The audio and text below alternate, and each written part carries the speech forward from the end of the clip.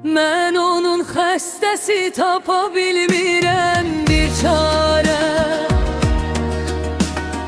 O yarın eşq ilə olmuşam dəlili divanə.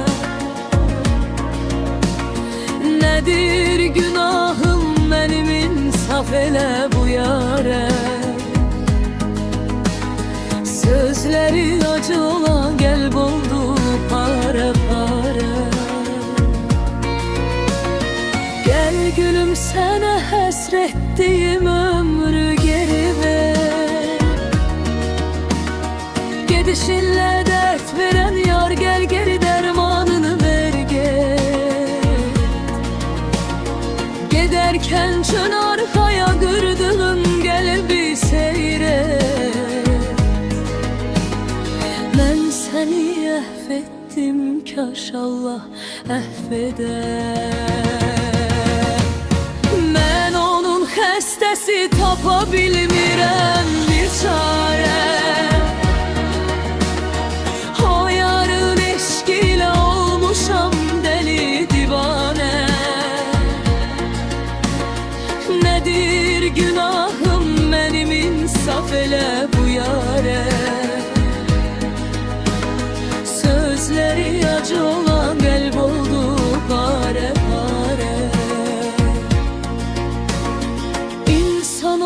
Kəs vermə ürəyini nəbadə yarə. Mən verdim alıb apardı, indi saldı məni gör nə halə. Çox dedilər keçib gedər, fikir eləmə burax zamanə. Nə fərqi mən öləndən sonra zaman axıb getsin. Mən onun xəstəsi tapa bilmirəm bir çarə. O yarın eşq ilə olmuşam dəli divanə. Nədir günahım mənim, insaf elə bu yarə. Sözləri acı olan qəlb oldu parə parə. Acıdır belə canım, yanır Allah'ım.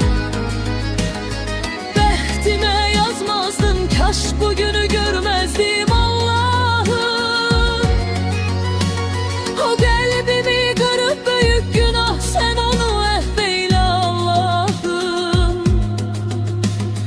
Nə bilsin hər gecə sənə qalxan əldə duam edir.